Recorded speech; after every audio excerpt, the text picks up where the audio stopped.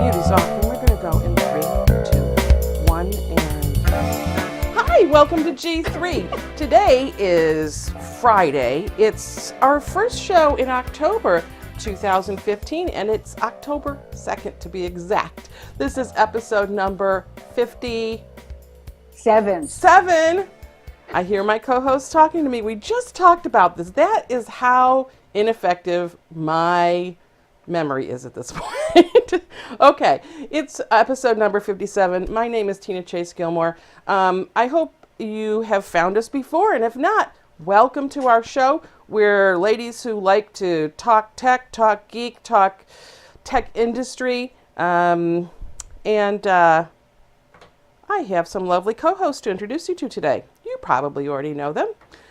Up in my upper left is the lovely Francine Hardaway. Hi, Francine. No one has ever called me lovely before. What? Thank you.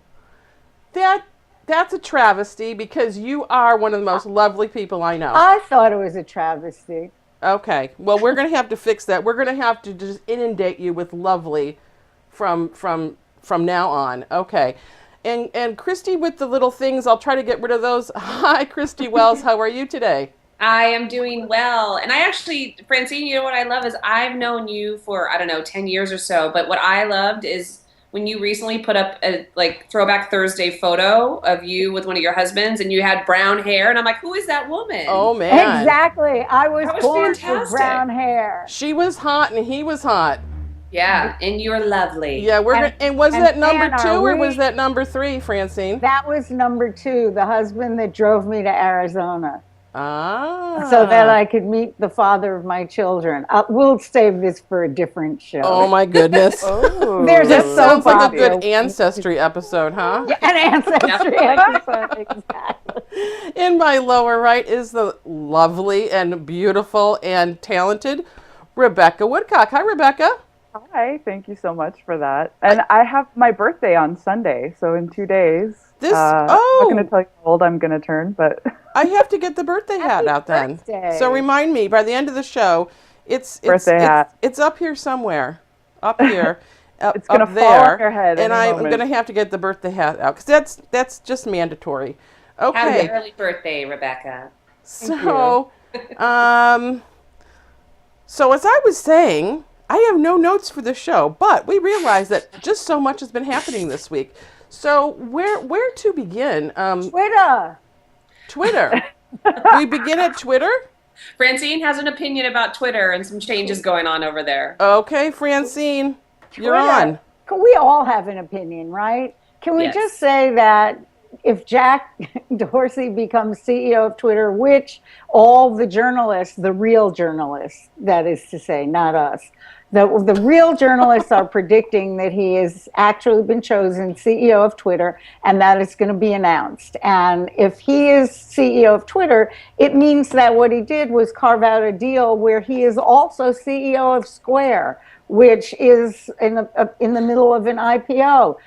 What does that say about all those huge salaries that are paid to CEOs? Can you be the CEO of 2 companies at once? It means it's not much of a job, right?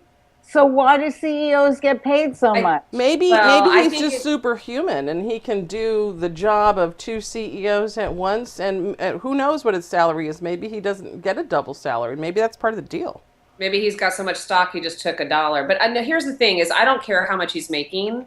No, me neither. This actually came up with Cecile Richards over when she was in front of the congressional crazies the other day, where they were talking about her salary. I don't care about CEO salary because it's like they get paid what they get paid. What I'm actually more interested in is, can you effectively run 2 companies both on the brink of major programs and initiatives coming out? You know, Francine noted Square's IPO. And, that company still has a lot of work and growth that needs to happen to it. They haven't cornered the market in online payment or mobile payment. There's a lot of work that has to go. They're good in small businesses, and they've been great at flea markets and things like this, which is great, but they're not in every single business across the world. And then you got Twitter, who has been struggling for an identity for years. And I think that they were, Twitter's been on the brink since it launched, right? I mean, it's like a lot of us remember back in 06 and 07 when it first came out, and we're like, what are they going to do? And it was great when it was this little small chat room. The fail whale. Yeah, the fail whale came out back then, hey, Cindy, who came up with the fail whale logo. But I think the thing that's interesting is that Twitter really has an opportunity to rebrand itself and figure out where its place in this world is. And I don't think you can do that with a part-time CEO. And I'm making the assumption he would be a part-time CEO. Rebecca, thoughts? I agree. It's really concerning to have, everything that Christy said is what I also think. These are companies that are very vulnerable right now. They need someone who's really dedicated to seeing the vision and even creating the vision. Like Christy said, Twitter's a little lost, and Square has been threatened from every which direction by companies who really want to dominate the payment space. And they're on the brink of, they're still, in my opinion, whether they IPO or not, they're still on the brink of almost an imminent failure if they don't execute right. And there's so many competitive players just really throwing everything they've got at this space, and they are nowhere near where they need to be. I don't know how he's going to do it. And honestly, he's a smart guy, but to me, he seems like he's just been over glorified, and it's this perception that people have of him that I'm wondering, what is the reality here? Let me ask you this, though. Jack is a co-founder of Twitter, and might he be, the person who brings the spark back, or that initial, the interest, like maybe he does have what it takes to give it that new direction. He has been known for liking some of the things that Twitter sort of walked away from a little bit. Well, but here's my thoughts, and I know I have thoughts. I think Jack, for the good of the party, I think Jack should stick with Twitter. Twitter is a public utility.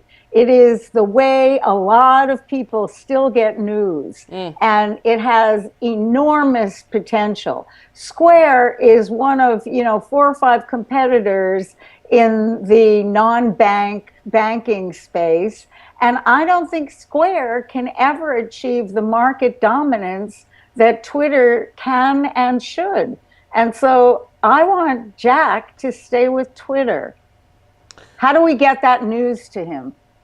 Well, it sounds like he's coming to Twitter. I want him to leave Square, because you want him to leave Square, is what you're saying. Well, I believe with Chrissy and Rebecca that you have to freaking focus. Isn't that what everybody says about entrepreneurship? That you have to focus? Yeah, you have to focus, and you have to do a limited number of things. And even this is Jack Dorsey's own quote. You have to do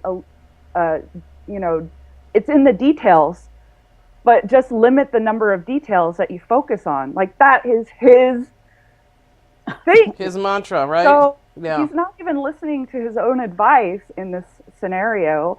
But I do believe that he can breathe life back into Twitter. I was reading one of the articles that even a lot of the top executives and board members, they don't even tweet. And so they've been getting a lot of,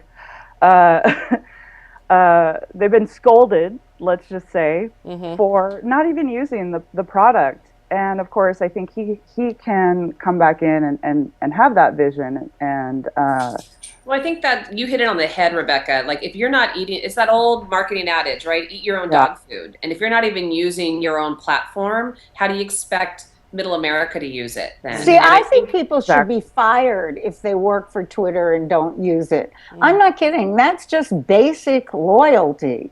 And it's also basic product knowledge. How can you possibly not use a product that you're supposed to be knowing something about? Especially, okay, here's another thing they announced this week. They're going to offer more ways for retailers to sell on Twitter. And that's, to me, obviously an executive decision of people who are not using their own product, because that is the moment that no one's been waiting for, is to buy crap on Twitter. Right. Because is there a Square component to that? hey, maybe. But look, like nobody's here. This Oh, sums it up Tina, for me. that's In the article, they say the example they give is fanny packs for the win. This is one exclusive for Twitter, and it's like, great, yeah, Let's all buy our fanny real, packs. Oh my exactly. goodness. Twitter is going to breathe life into fanny packs. That's sort of how I feel about the whole I shop think you and just buy came up things for on the name of the show. It must be something fanny pack. Fanny Okay. packs. Well, I think it's interesting is that we Fanny need pack. something like a Twitter because Google Plus kind of is disintegrating at the moment, right? Or breaking up into smaller pieces, so they Yeah. weren't able to build a platform. But we need something to compete with the likes of a Facebook because I right. just think it's healthy, right? I think it's healthy Yes. that we have these two robust networks and each will serve a little bit of purpose. And I admit, like for the last year, I've actually been off of Twitter a lot just because I just felt like it was just getting too over promotional and too spammy. And I've always used it as just a little my thought generator, like anything that's top of mind, I throw out there. And I've been trying to watch a little more lately to see how others have kind of started using it as of late. And, it still is a really good news aggregator. It's Exactly. great. I get so much information from Twitter where I feel like Exactly. I don't see the same thing over and over again on Twitter right now, where in my Facebook feed, it'll be the same goddamn video that I see 40 times. Yeah. And I'm like, I don't want to see that again because I've seen it. Where Twitter, Everything this- on Facebook becomes a meme immediately. Right. As soon as it starts going around, it becomes that thing where you have to share this, but you have to you can't cut and paste it. You have to repost it. It's all bullshit. Facebook, all this stuff that goes around Facebook. And Twitter so far does not have a lot of those memes. And so that makes it right there good for me, because if I'm trying to get news, I don't want to have to be, threading my way among today's hoaxes on Facebook. I'm So the wondering other why. thing that I've noticed about Twitter, I don't know if you've noticed this also, but just generally people's behavior, I've noticed, has changed. So I'm noticing that even if I tweet more, I'm not necessarily gaining more followers, and discovery is really an issue. But people are starting to, do things like favorite tweets and not follow each other. And so it seems like the follow count has become this vanity metric that doesn't really mean a whole lot. And yet discovery is really an issue for them because they still have that limited character count and limited hashtags that you can put in the tweet. And I know they're going to expand into more long form tweets, but they haven't gotten there yet. And that's going to be really important for them to start addressing this discoverability issue. But at the same point, I'm actually would love if anybody at Twitter is listening on the product team. I'm also, don't fuck it up too badly with allowing me to put 5,000 words. A million hashtags, yeah, spam. Yeah, it's like the beauty of Twitter is the Hang on. ability to put 140 characters and be very intentional with what you're going to say. That then allows me to quickly scroll through a stream and see what's interesting to me. If everybody starts to write in long form, we're kind of killing the beauty of what that platform is. While I'd like maybe 60 more characters, please don't make it a novel, and that's just my only product request. And that's what I think you could have stopped at. Don't fuck it up, because there's two ways they could have done, that they could fuck it up now. One is by making the tweets, each individual tweet longer, and the other is by putting in the ads, the fanny packs, the ways for retailers to sell on Twitter. So we could get a Twitter that degenerates into something with long tweets and full of ads. And that like Facebook? Like Facebook, exactly. Francie, do me a favor. I want your chin up a little bit higher because I can't put anything under you. So we don't want. I mean, Twitter, what do you want please, to put under me? Twitter, please don't fuck it up, right? But okay, here's the thing. I mean, let me ask you this though. This is what I don't understand. Twitter, to me, over the years, has become the de facto news station. Right. Okay, why don't they bank more towards that identity? Why haven't they become people's because news there's no station. day. They The keep actual leaving. analytics behind it and the metrics show that people don't actually read the news on it. Yes, they'll read the headlines, but it's not actually moving anybody's needles. And that scared, once they actually released these metrics about the tweets, everybody realized, oh crap, maybe I shouldn't tweet anymore. What do you mean? I'm not okay. The publications actually, there have been articles about people trying to say, oh, now that Twitter has analytics, now I can prove the ROI of Twitter and tweeting news articles to my publishers. But when they actually released those capabilities, everybody went, oh crap. Nobody actually clicks on these links. They read the headline and that's it. Okay, Nobody they may not click on the article. links, but but forget about links. Let's just look at the messages, the 140 character messages. I mean, I know if anything is happening, if I know that there's some breaking news, or if I just want to get a feel for the pulse of the country and the world, I look at Twitter for about 3 minutes, and I know, I scroll through and I know, one, there's not a major war breaking out. I know that there's, unfortunately, a shooting a week. Thank you very much, NRA. I know, there's certain things that I can glean. I know that there's a hurricane barreling up the East Coast. I know, and these are, important things to quickly get. Okay, and we do get it from Twitter, and I don't understand why don't they become more of that, kind of a newsy sort of feel. Because the advertisers want their ads seen and the publications want people to come to their websites. And if Twitter doesn't, we're measuring everything by the wrong metric. I'm so sorry. Here I go. I'm an old lady. I'm going to rant. All this analytics and technology, has put us in the position where we're measuring all the wrong things. We can measure up the gazoo, but if we're measuring the wrong things, and right now we're measuring things like page views, and so Rebecca's right. If tweeting doesn't get more page views for a publication, then they don't get higher money for their advertising, then everybody goes out of business. But dear God, why are we measuring page views still? What the fuck is going on here? Well, unfortunately, there's still a gap between reading a tweet and making money from that tweet. So if they focus on that and tried to close those gaps instead of doing bullshit like buy this fanny pack now, because that's not even how people shop. Good Lord, I need a fanny pack. I think here's the title of the show is going to be Fuck the Fanny Pack. Because we've said fuck so many times now, that's got to be in the title. But I think the thing that's beautiful about Twitter is when you're going back to the 140 characters and that I can read headlines quickly, so to speak, as Rebecca's called out several times, but I actually think that's cool because I get a quick synopsis of what's going on. But the power of the hashtags, Twitter and Instagram are like one of the few platforms have really done a great job about powering the hashtag, and that communities can come together around the world around a shared, like whether that was the Arab Spring, whether that is around the shooting, whether that's around an earthquake. The fact of the matter is that we could be very intentional with the keywords that we're trying to track. And the way that they've set the platform up, it's a beautiful way to get access to that data. And that's what I think is so great about Twitter is they should do more around the discovery. And they're trying. They've hired an editorial team. And I get weekly emails of things that's going on. And they also tell me I need to follow Snoop Dogg. And I'm like, why would I follow Snoop Dogg? I never tweet about weed. Follow Snoop Dogg. No, I know. But I'm just saying, like, here's the thing is Twitter sees the things that I tweet. I don't talk about weed. I don't talk about rap music.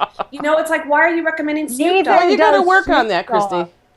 Yeah, okay. Hold on. Let me go light up right now. Maybe they see that you're following Francine, and since Francine follows Snoop Dogg, then you should also follow Snoop Dogg. There you go. We recommend Snoop Dogg. Thanks, Francine. Right. That's exactly why it's happening. I'm just Snoop Dogg. I'll follow you, Snoop Dogg. Don't worry. I got you, man. But no, Look at this. This is my Thanks Ellen t-shirt.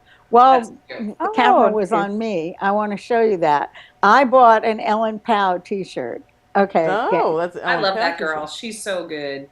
Well, we can't just all like just relax and chill, as she says, right? That's But I right. think the thing that's it's really important is that every platform has a purpose, right? I'm on Instagram because I'm visually stimulated and I really love to get good photos, and that's the perfect platform. I don't want Facebook or Google or anybody else to do it differently, like add that in as of right now. Maybe they could. This is actually, I just, as soon as I started to say that, this is not going to make sense. But I'm just saying that We're every all about that. platform, I'm like, ooh.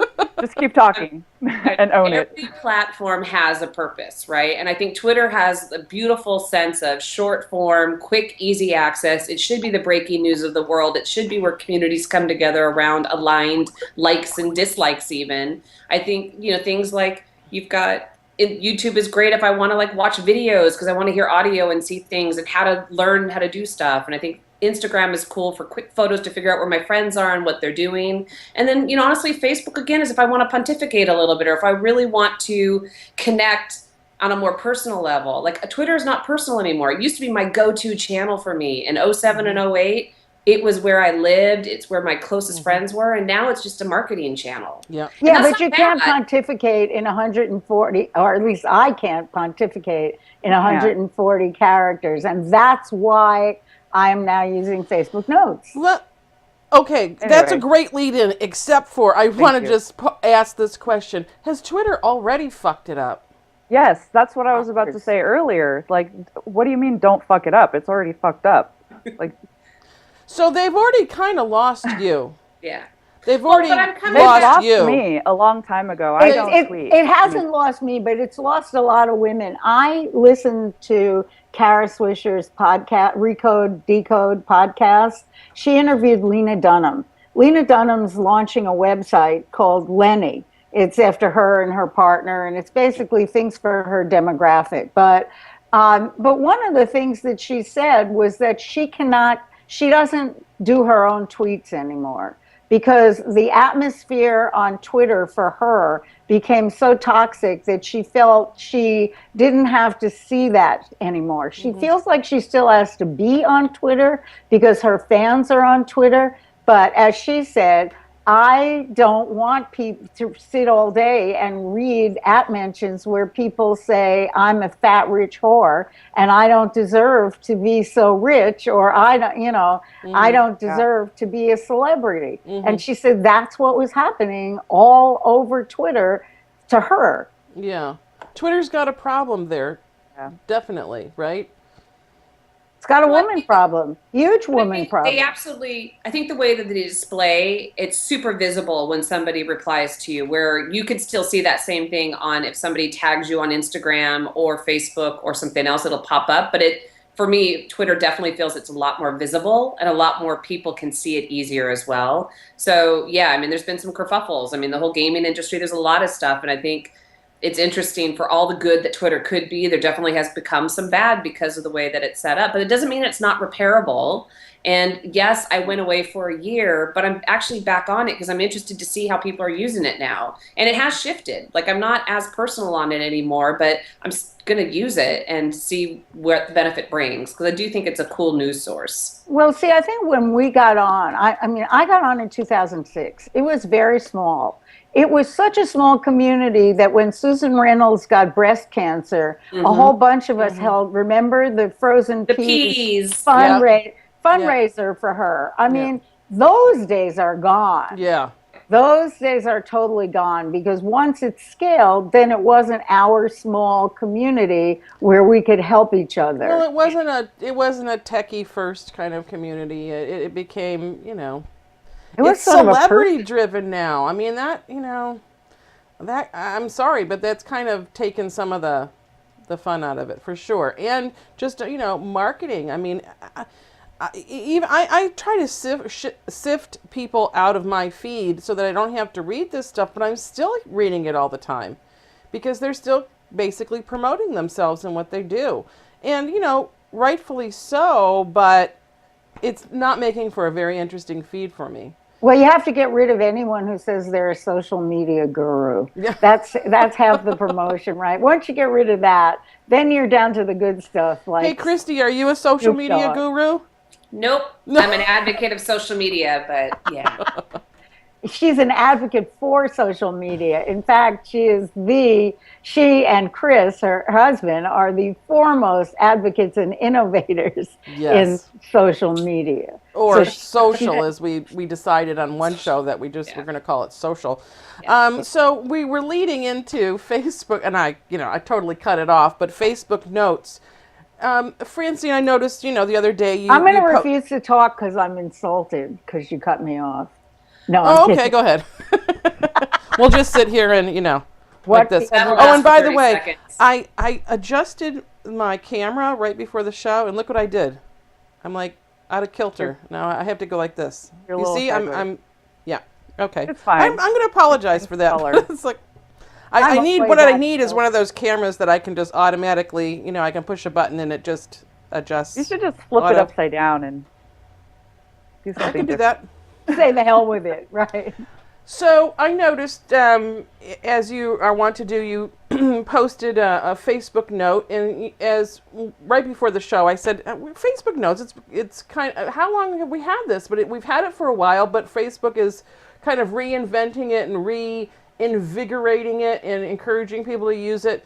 Tell us a little bit about how you've been using it, and what it does and what it means. Yeah, what is it? I have no idea. I started using it. I started using it way long time ago, like in 2010 or something is maybe when it came out, as a way to cross-post entries from my blog.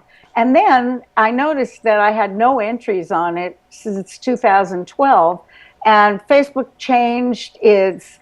They haven't made it easier to find, let's say that, but they have changed the user interface, and they've made it's clearly something that's supposed to approximate Medium. And since the audience is on Facebook, I've started cross-posting my Facebook notes, my Medium pieces to Facebook notes, because my audiences are completely different on both platforms. It's what goes to what Christy, I think, was saying about each platform has its utility, and that they're all different. Because on Medium, on the same note, I will get 3 recommends and maybe 1 response, but they're very strong people who recommend it. They're like important types of people, or people with some stature in my mind. But they're on the Medium platform already. And I guess my question, I'm going to interrupt you real quick because I have a really quick question. Yeah. It's, you normally would take your Medium post and put it on Facebook and promote it that way. So what's the engagement difference that you're seeing taking your Medium post and posting it on Facebook as in your newsfeed versus adding the whole post as a note? And are you seeing better engagement? More engagement in Facebook notes. Facebook, I mean, there's no question about it. Scoble is right. Facebook is a place where people engage, and they engage all day long, and sometimes it takes them a day or 2 to see something, but then they still engage. Everyone on Facebook has something to say. And the interesting thing about that, I mean, people are much more polite on Facebook. We can say maybe that people are more hypocritical on Facebook, rather than polite. Depends on how you want to construe it. But I will say that I get a lot of positive engagement on Facebook. That makes me feel really good. And a lot of intellectual stimulation on Medium from a smaller percentage of more, I don't know how to put it, thoughtful people. They're different. They are totally different. I was just looking at the interfaces also for the desktop, the iPad, and I was just about to look at the phone. But in the iPad mobile version, there's like oh, I have to change this, don't I? Yes, I do. So there's only if you want us to see what you're posting. You got to change it again, Tina. I do. Oh, jeez. Okay. There is like a scrolling scrolling thing here, and you can find notes in this scroll bar, right? I don't think I hit it, but okay. So that's one place you can find notes. Now But I'm looking on the desktop. I don't even see where you find really it. Hard to find. It's if you go down to your page where it says Tina Chase Gillmor or whatever. Yeah, I've and got go 100 down names. the entire left column. Notes will be down that column somewhere. Somewhere. I'm looking, but I don't see it. For me, it's practically I have to look down to the floor after books. I've looked all the way down and I don't see it. So this is one of the problems. It's not very, it's not very easy to find, right? And but it's interesting. And so why now? Why is Facebook sort of pushing this and reigniting it? Because I guess they're trying to trounce Medium and other platforms that are trying to take the place of people's blogs. It's the old wall garden scenario again, where, Facebook wants everybody, and I love Facebook, I'm not even saying this negatively. Yeah. But Facebook wants everybody to stay on Facebook. And I think they're pissed that people might be spending 15 minutes on Medium. So they want to somehow capture those people. Not to mention any one extra page that you drive someone to, there's another page they can put advertising, and that's another way that they can make money. None of us live in New York. This week was New York Advertising Week. That must have been a real shit show with all this stuff about ad blockers. I think there was a lot of traffic in New York this week with the UN and Ad Week and something else going on. It was insane. The Pope, dude. The Pope, of course, the Pope. No one in his worked Pope-mobile. No one worked in New York. Oh, and the president. No one in New York could move out of their apartment. That's right. So, where are we here? Disrupt. Rebecca, we had a chance to go to TC Disrupt. Anything interesting this year? We went last year. I was out of town this time. Actually, so I was only able to go the last day. I had too many meetings the first 2 days, and I couldn't make it. And usually Monday is the most lively day, so I missed that. But I did end up going on the last day. And, it was really refreshing to see some of the startups in very different industries.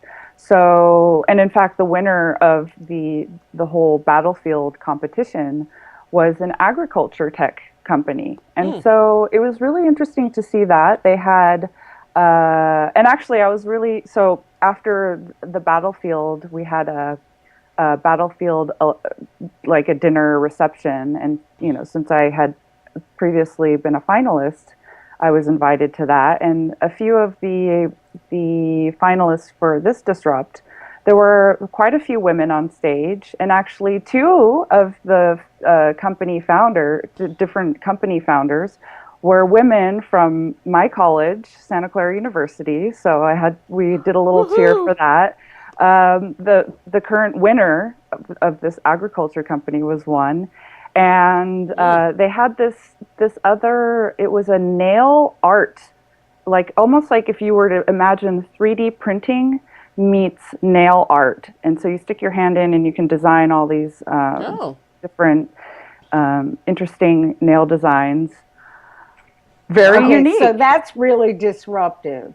I mean, it's really interesting. This is Keith Tier's post. Who posted Keith Tier's post? You did, Rebecca, didn't you? No, I think Hallie did. No. Oh, Hallie did. Okay.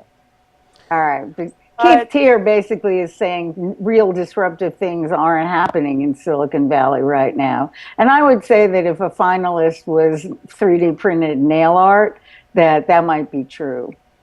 Well, that's true. I mean, nothing is really, that may not be a truly disruptive thing in what it might be, though. I mean, it might be in the nail industry. Who knows? It's Bringing $1 billion technology. business, guys. I don't know. But there was actually one company there that blew me away that was not a finalist, but they got some stage time because I guess they won the hardware People's Choice or whatever they call it, Audience Choice. And it was this underwater drone technology. That's Underwater. underwater drone. So it was this little pod. So a I can't even submarine. remember the name. It's an Like unmanned submarine. a little bit, yes, an unmanned submarine. Because ocean exploration technology is this huge, clunky, multi-billion-dollar, impossible to fund, impossible to create type of thing. And she thought, why don't we make these little underwater, remotely manned devices? You can. So she gave an example of how you can put multiple. Let's say in a case where you have a plane that goes down, like the Oceana, whatever that plane was. Malaysia Airlines thing. You can deploy any number of these things, and they create a mesh network in the water where you relay information across all of them on what's being discovered and found. That's useful for mapping the ocean floor. They're mapping the ocean floor and using that for oil discovery, for the Navy, for even mapping the coral reefs and the evolution of the coral reefs for preservation over time. Anyway, when I first saw it, I didn't really pay much attention to it, but when she started describing all these smart applications for it and the mesh network, and by the way, the ability, it can follow you in case you're diving. Let's say you're doing some underwater work, like in the Navy, or a lot of these bridges that are being built, or underwater tunnels. You can actually have this drone pod follow you and film your work. I was super impressed by the end of the presentation, and the woman who invented it had been working on this for 6 or 7 years out of MIT, and it was really interesting. So I think that's a very practical product. I mean, it might not be a disruptive technology, but it is such a practical application. I would argue that it is going to be hugely disruptive for a number of industries, including oil, including the naval and military, ocean exploration, search and recovery, all sorts of things. I would like to see a robotic piece of machinery that can go scuba diving with you and has extra oxygen that just like an around underwater with you, valet. so you can stay down there longer, because you're limited to a tank. And you want an underwater valet. Yep. That's what I still want the robot in my kitchen doing my dishes. We're working How many on times do I have that. to ask for this? Come on, Stanford people. We're working on it, Christine. I've been reading a lot about robotics lately, and it's amazing where they aren't with robots.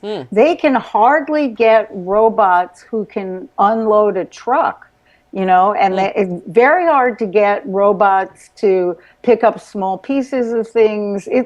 There's a long way to go on robots that I was unaware of until pretty recently.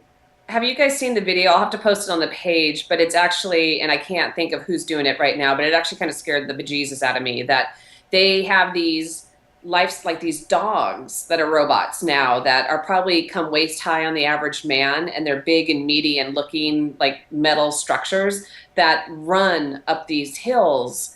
And I'm like, that's really cool. At the same time, I'm like going, I don't want that thing chasing me, And so part of me is so excited about the world of robotics and what's going to come, and that my dishes will get done on a daily basis. At the same time, I don't know. I'm a little scared. The robots. I don't know that we treat humans well enough. Lord knows what we're going to do with robots, right? I think that's what humanity is in such a tear right now, that I want us to treat humans better before we start adding in robots. Well, that's what that show that ran this summer called Humans was about. It was about how badly synthetic human beings are treated. And I actually love that show. It's amazing, actually. Yeah, it is an amazing show. So that was one show about robotics, and there was another one too that was really good, but also showed that. Let me think of it. It's about the robot that wins at the end. Ex Machina. Oh, Ex Machina. Oh Ex my Machina. God. That's that Ex one. If you have not seen that movie, Spoiler alert. Okay, so Wins yeah, at the end. Okay. okay. Well, I don't have to watch that now. I guess you really do. you should You- still see it. It's really really well do. done. No, It's I Ex plan on Machina. it. It's great. It does give the downside of artificial intelligence and how if we really get to where artificial intelligence is where everybody wants it to be and where it always is in the science fiction movies, it could be very deleterious to the human race as we might not be very necessary. And Wow. Well, on that depressing note. we'll be a Well, pet. okay. We might end up being the pets of robots. Miss Christie, Yes. you are back from an African adventure. Last time we met here with you, you were about to tell internet us and failed. your internet crapped out that day. And I'm bumming, and I want to hear a little bit about, first thing, why you took this trip and what you found in Africa and what your experience was and what's the technology like in Africa? Yeah, I think it's well, just quickly, my friend had an opportunity. She was going on safari and was looking for a companion to go, and I just said I want to do this. I've been thinking about a safari for a long time. This was actually perfect. It was on a small private reserve on the eastern side of South Africa, so just south of Swaziland. Beautiful country, and the weather was perfect. It was a good time of year to go. It was just coming to be the end of their summer, or sorry, end of their winter into their early spring. And we saw the big five, rhinos and lions and elephants and the water buffalo, which I didn't realize how they were actually part of the big five, which was interesting. They're one of the deadliest animals on the planet. But it was, and hippos too, lots of hippos. So, And they're all disappearing. they are. Well, and the same thing is they have a lot of protections around the rhinos. Like, here's the thing that's interesting is the first thing I started doing was shooting photos and wanting to share it on Instagram and on Facebook and everything because I had friends back home who said, share your trip. And we started doing that. And the reserve we were at, actually, I realized they have signs up around in various places that said, please don't geotag us because we are actually trying to protect the rhinos on the reserve. And we don't really want poachers to see how many we have, where they are, any of this. And so I thought that was fascinating that my initial instinct was to try to share it with the world. And then at the same time, they're struggling that technology is making it easy to do, but it's actually bringing bad consequences along with it. And Elephants are the most endangered because of the ivory. It's just awful. I was in Africa 10 years ago. Yeah, I mean, Africa is a country that is, or continent, sorry, that is just got so many huge opportunities and still struggles. We stayed in South Africa, so we went on safari for 6 days, and then we went to Cape Town for 5 days.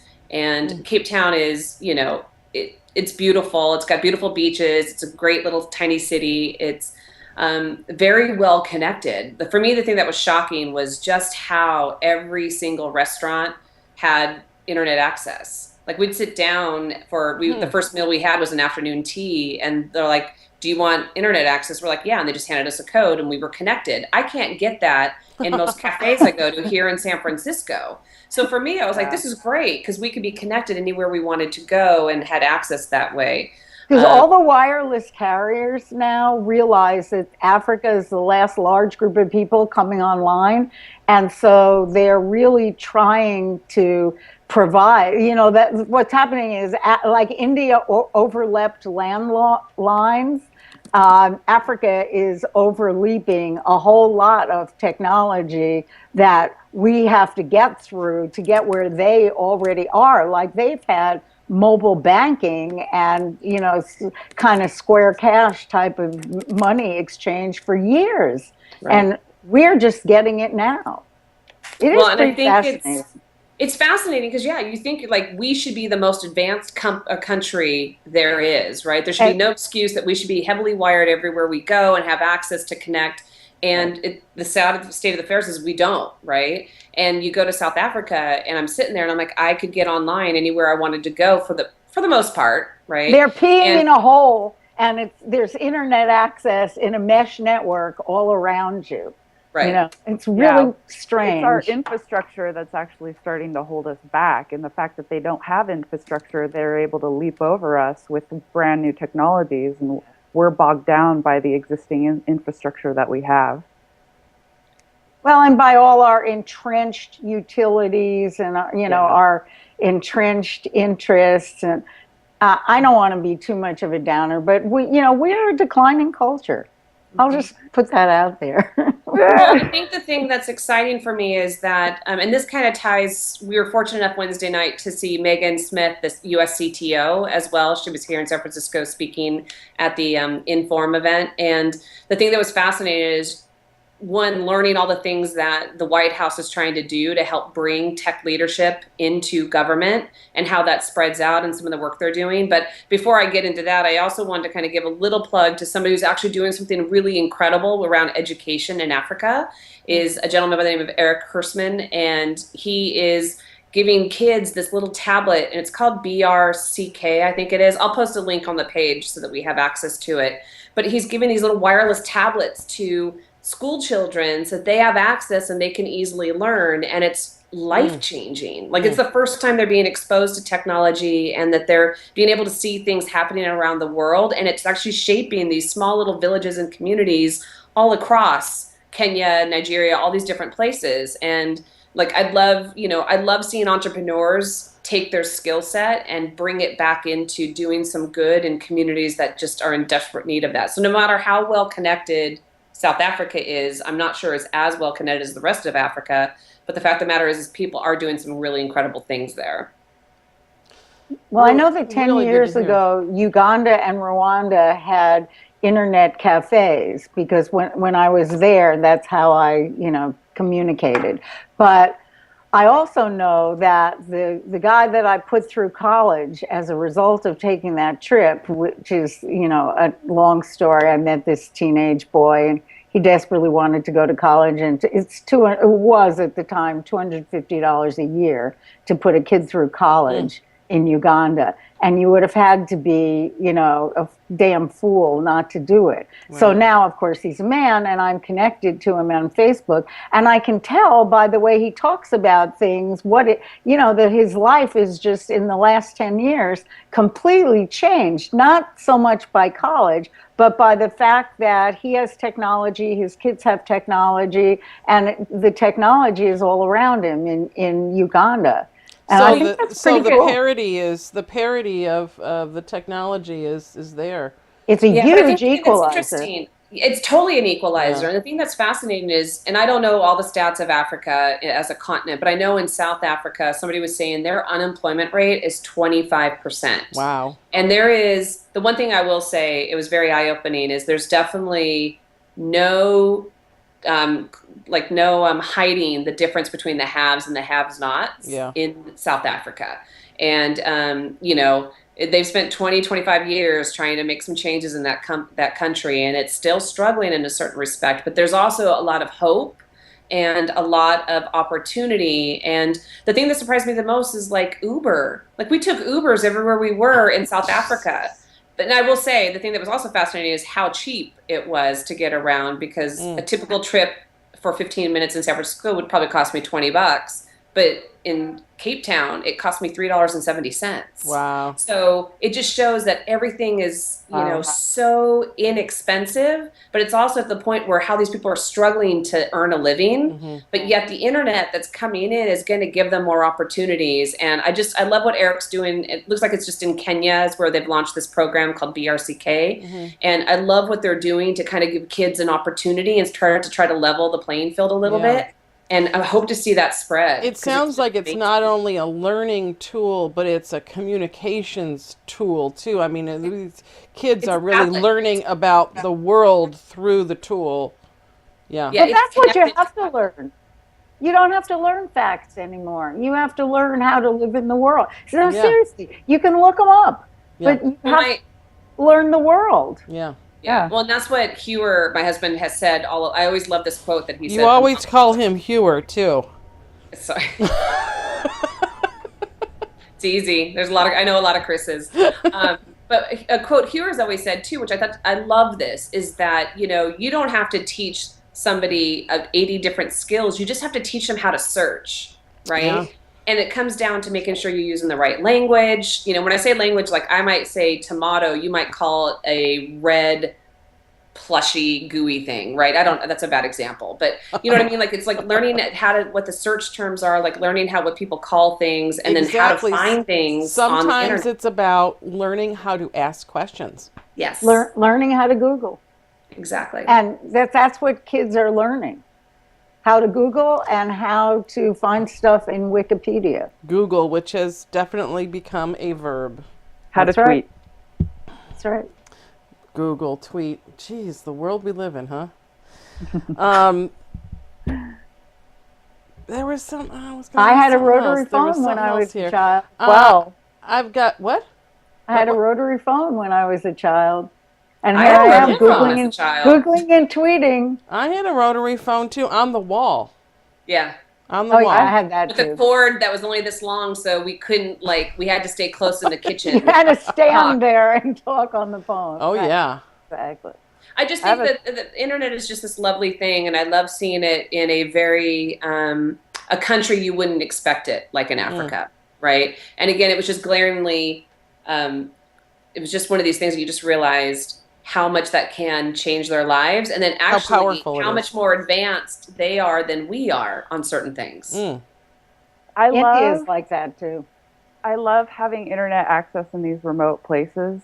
And it's companies like Facebook that end up ruining it because they autoplay videos, and then everybody who's on Facebook will bog down the internet. And now they've added looping video on your profile pic, which is probably going to make it even worse.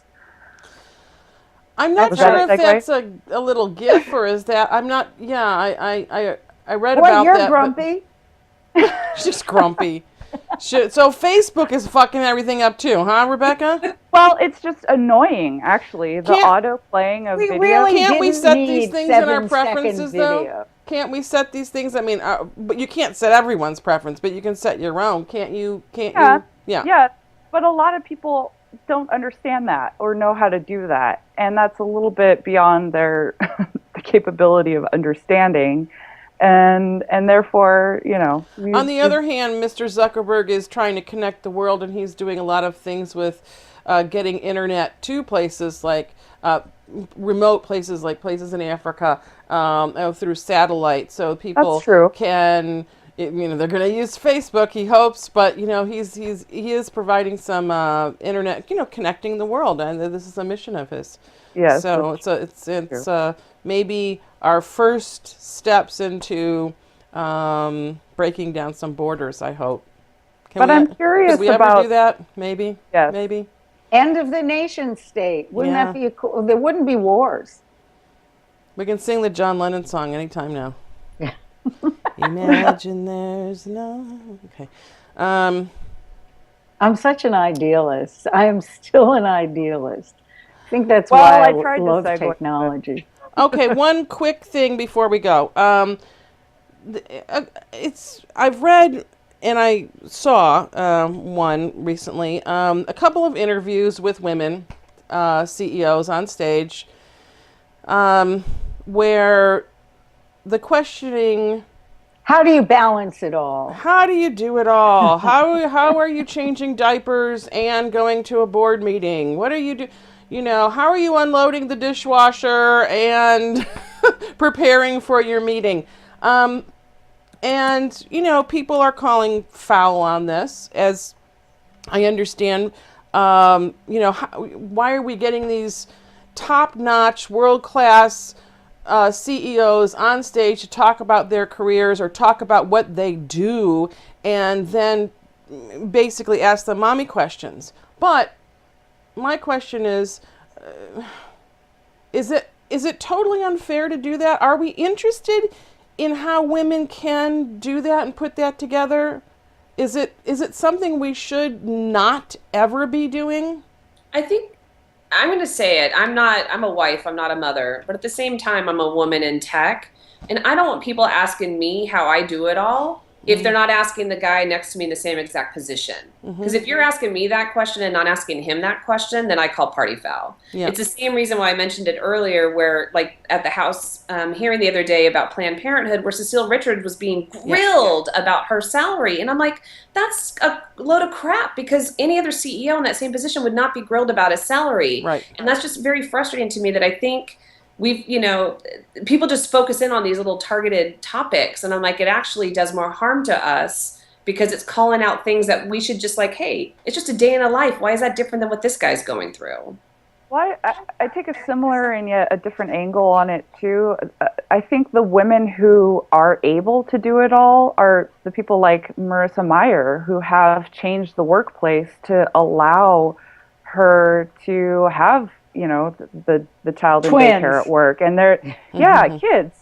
And for most women, the workplace has not made it a very easy environment to leave. Or we talked about the Amazon horrible situation and things that they were doing to women who even wanted to breastfeed. It's not a friendly environment, and I would argue that most people can't have it all, and you're constantly having to make trade-offs, and it's only the ones who have this work environment that allows them to have somewhat of an integrated lifestyle that they're able to do that. Otherwise, it's difficult. I don't know how people do it.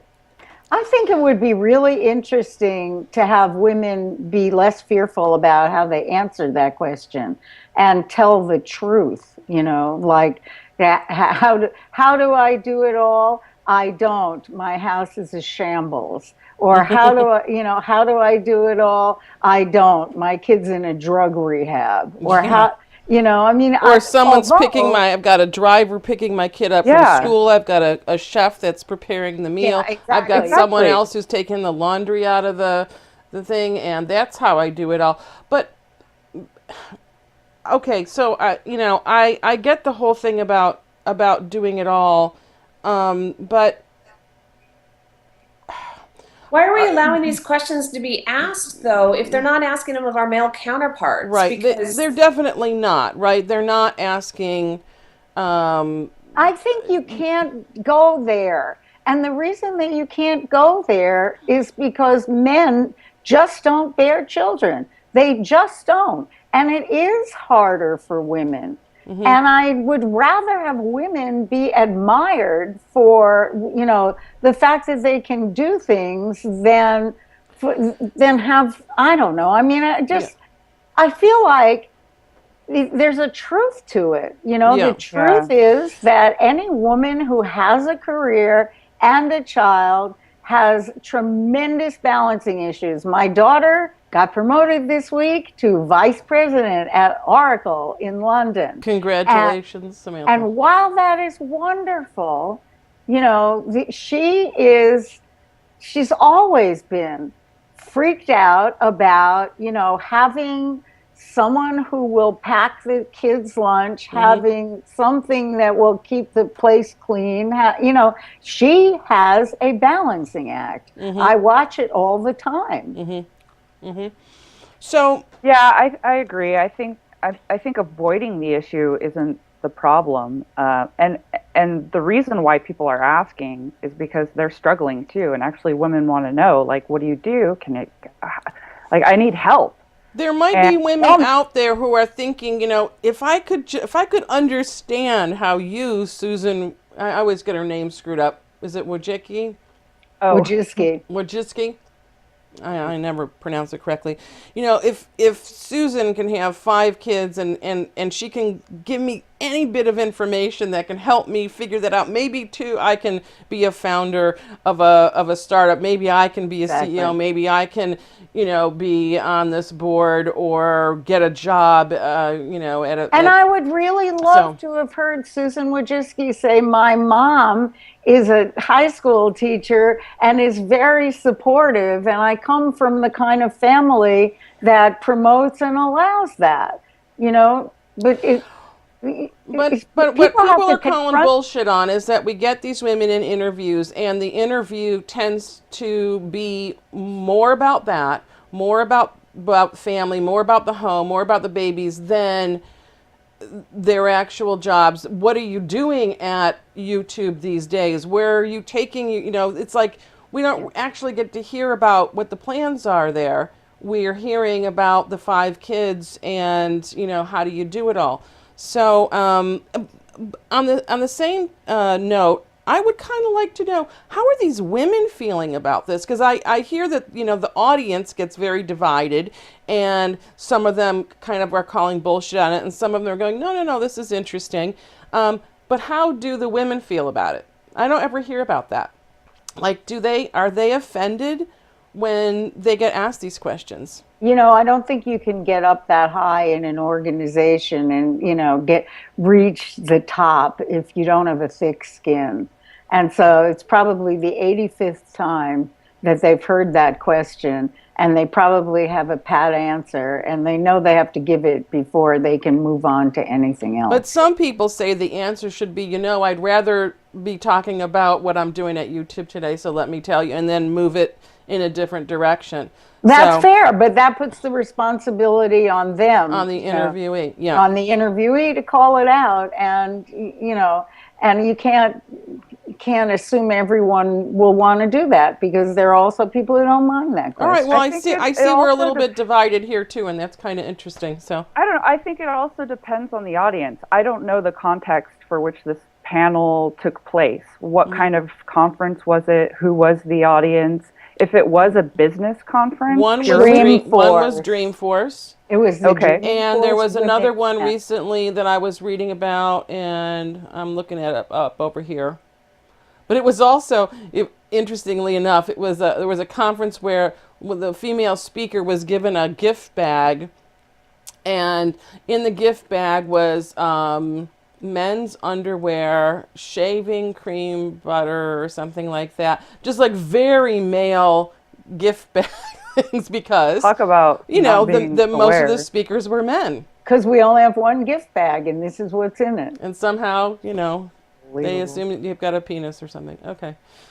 Well, I think that was the beauty. I don't know. Maybe I have too much testosterone in me, and I don't have kids, so I still juggle a lot of stuff on a daily basis. But I don't want people asking me about my home life. I want people asking me about my career and the path I took and what I do as a woman in a technology company that's very male dominated, how I get ahead and how I'm heard. That to me, but again, I'm personalizing it, and everybody has a different thing. I will say it was interesting when the Inform event that I mentioned earlier that had Megan Smith, the US CTO. Sal Khan was the founder of the Khan Academy, who is does also some great stuff. Yeah. He was actually the interviewer, and I thought he did a good job because he focused on her and her role as a CTO and what that is inside an organization like the White House, which is a lot of older men, sometimes a lot of gray-haired older men, and in that environment. And so he was like talking to her about working in that. And I found that super inspirational and just fantastic to hear, because she's got struggles and she also gets some great opportunities and wins at the same time. And he didn't want to ask her about her personal life. I mean, she brought up how she was raised with her parents, which was great, but it wasn't really kind of getting into how she runs. Hi, are you separated from Kara Swisher? I mean, that would have been the question, huh? That would have been the question. Yeah, but I think why does that matter? Like, I wouldn't ask Mark Zuckerberg if I wouldn't ask Mark that question. Why'd I need to ask Megan Smith that question, right? I think that's where I get so pissed off. Especially I don't know. You think right now you might not ask Mark Zuckerberg, "Hey, Mark, what does it feel like to be an expectant father?" I wouldn't. You wouldn't. You wouldn't go there. Because I honestly, that's care. all I want to know. Yeah, but that's me. That's my own personal thing. Yeah. I want to talk to more about. Because you don't want to relate to him in that way. Yeah, no. No, you just okay. See, I relate to everybody, and this is an interesting philosophical issue, which is probably not a good one for the end of the show. But I like to relate to everybody, whether they're in business or my personal life, as a human being.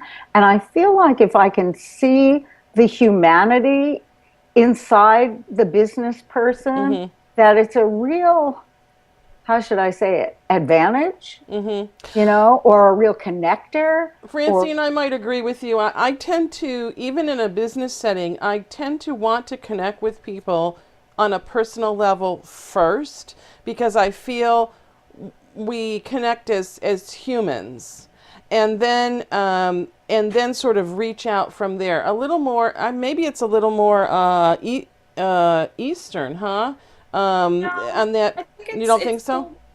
Sorry, Tina, go ahead. Yeah, no, but it just, like finding a center in that relationship where we're, we all put our pants on the same way in the morning, and we do have children to feed, Right. and we do have a house that we're dealing with, and we do have car trouble, that kind of stuff. And we're together, we're the same in that way, and then we sort of connect easier in the business world because of it. But that's for me, and you're saying something Yeah. different, which Well, is no. you like to I keep mean, it a little more separate. me, I'm a relationships person, right? Like I love knowing, and my business is my personal business, right? I mix so much of business and personal together that it's the same for me. I'm just saying, I think context is really important here. I think if I had 15 minutes with Mark Zuckerberg, I would not ask him what it was going to be like to be an expectant father, because there's other things that I would like to know. Right? Yeah. If I was having a beer with him at a garden party and we were shooting shit, sure, that would come up. But in a sitting down with him and interviewing him or things like that, there's Right. other things that I'd want to know that I don't think I'd need to know, that human side. Right. But that doesn't mean that I'm not interested in and I care about humanity, because I feel like I'm very empathetic. The one thing that we talked about in our last show, which we called Margaret Thatcher, was that it's the unexpected question, the softball question. Maybe it's the family, what's your household like question, that sometimes is super illuminating and actually tells you something about what you're really going after, right? So we went through this, in the last show. I don't want to repeat it, but at the GOP debate, there were some answers to which woman would you like to see on the $10 bill, and the answers were so out there that it flipped me out, and I think a lot of people. And it was one of those softball questions that shouldn't have done that. Okay, well, here's my promise to you guys. When I get an opportunity to interview Mark Zuckerberg, the first question I'm going to ask him is, does he scrape the food off the plate before he puts it in the dishwasher? See, and I'll be Excellent.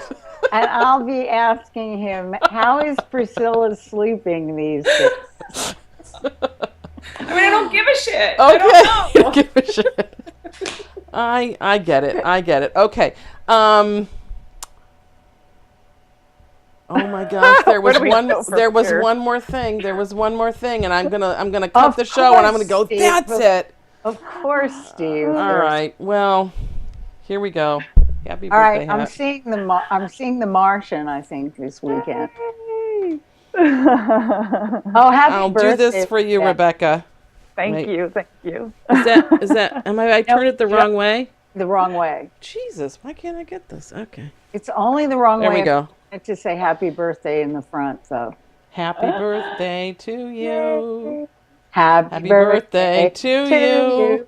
Happy birthday, dear Rebecca, on Sunday. Thank you. Happy birthday to you. Thanks, guys. All right. What are you doing to celebrate your however many trip Don't around? ask that. You don't ask how she's celebrating? It's too personal. When did cake and ice cream become personal?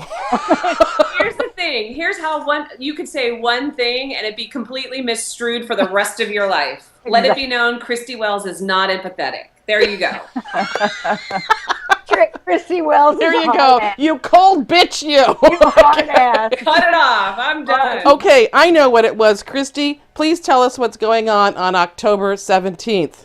Oh, yay! Well, for you who are interested in family history or genealogy, or just like taking long walks in a cemetery or photographing Yay. stones, as several of us on this show like to do, Ancestry has a affiliate we have a company called Find a Grave, and Find a Grave is hosting a community day I'm going to say it's the community weekend. We're going to do it October 17th and 18th, which is Saturday and Sunday, where you're going to pick a cemetery near you. You're going to go out there, you're going to photograph the tombstones or the grave sites, and then you're going to upload all those photos to Find a Grave, which is a 100% free website that anybody around the world can access, so that if I know my great-grandfather's buried in some little cemetery in Oklahoma, you know, I might want to see that grave because on a photo, because I'll never have a chance to visit it in person. And so we call everybody and volunteers around the world to come really make this a global effort. Tina and I are going to be out there photographing graves somewhere. All over Colma. And for Colma. people who don't know, Colma is nothing but cemeteries. Right. It's amazing. There's more dead people in Colma than living, so it's a pretty spectacular place to be. Wow. And all of the original cemeteries in San Francisco all moved to Colma. Moved down to Colma because property values were so expensive in San Francisco at the turn of the century that they dug up all the bodies and moved them down south. Yes, so they did. And just to clarify, so Find a Grave, not only do people, volunteers go out and just record graveyards, but they also respond to requests. And I've done this. I've asked people, I've got this relative buried in this cemetery. Here's the person's name. I put a call out basically for someone to volunteer and go take a photo and record the information. And then eventually someone does. It's really pretty spectacular. You get a photo of the grave for your ancestry tree or whatever you're doing, and it's I don't know. It's kind of a little bit addictive. It's kind of fun, and I feel like you're really preserving some history. So I think it's a worthwhile thing to do. It's really easy. You've got a smartphone. The Find a Grave app is very easy. You can even GPS the location of the grave so people can find it easily again. So I love that Find a Grave thing. Yeah, but and I think it's amazing. It's 100% community run. Like the photos that are on that website, last year we celebrated 100 million photos on the website. And they're all submitted by volunteers around the world. Yeah. And that is it. You hit on the point. I think it's interesting, whether you really care about genealogy or not, but maybe you're just a history buff. And so many of these graves deteriorate over time that, like in Oklahoma, for example, when I was there last fall, I actually went to go find my great-grandfather's grave. And I knew the general location, but we couldn't find it because the tombstone had actually been worn because of the elements. Yeah. So who knows what's buried down there? And so I think there's this... Depending what those tombstones are made of, some of them just don't last very well. Yeah, in Ireland, they're all like limestone and they all deteriorate. And it's just, you have these just crazy, amazing big slabs of limestone. And you know that they once had words on them that are long gone. And it is a way to protect history. It's a way to honor those who have passed before us. And it's a great, like, kind of community project. Yeah. Especially tombstones are one of the most beautiful things you could photograph. And I love it. And some of them are very unique, and it can be fun. So get on out to your local graveyard on October 17th. Take your smartphone with you and just start photographing. Get the Find a Grave app later and upload, and it'll be fun. I promise you it's a good time. It doesn't sound like it maybe, but it's fun. Okay.